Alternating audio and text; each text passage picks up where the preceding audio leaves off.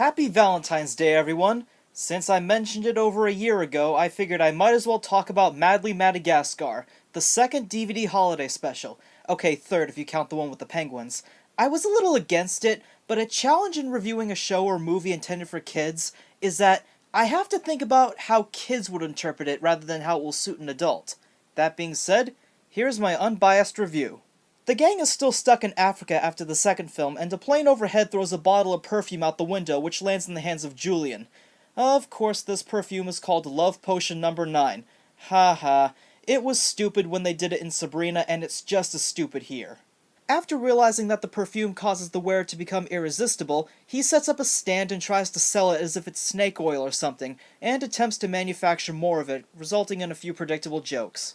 While this is happening, Alex is trying to get attention to receive the most holiday cards because of how much he was idolized during Valentine's Day back at the zoo. I guess New Yorkers had nothing better to do with their time besides smoke in the streets. Also, Melman keeps leaving to work on some secret surprise for Gloria while she thinks he's avoiding her. Ugh. Marty is trying to get the attention of this new okapi that moved in while all the other zebras want to spend time with her, and then Skipper is trying to patch up his relationship with this bobblehead doll from the second film, which is still too ridiculous to make sense. You can tell that there are a ton of subplots going on, and they can get kinda rushed. I appreciate what it's trying to do by giving each character a certain dilemma, but it's kind of all over the place. Some of these subplots were actually kind of funny, and the jokes were well paced as always. Okay, I wasn't laughing out loud or anything, but I thought some of them were cute. The running jokes with Skipper's bobblehead were actually kind of funny. I like how they treated it like an actual relationship, but everything else is just sort of cliché and not all that interesting. The one lesson that they give that actually works is that it's better to receive letters from those you care about rather than how many you receive in general. Kind of a pointless moral, but the way they show the positive and negative sides of it were actually really effective. Overall, this is a very nice looking film that's good for kids, but not really worth watching every year like the Christmas special. And yes, I still watch that every year.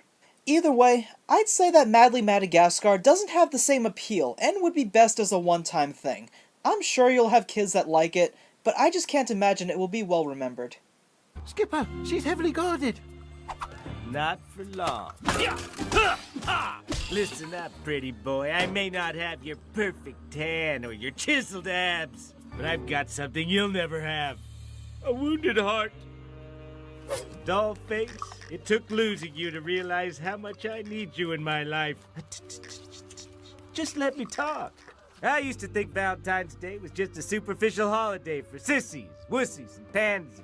But now I realize that buying cheap flowers or some prepackaged chocolate isn't just a whacked-out merchandising conspiracy. It's also just a nice thing to do.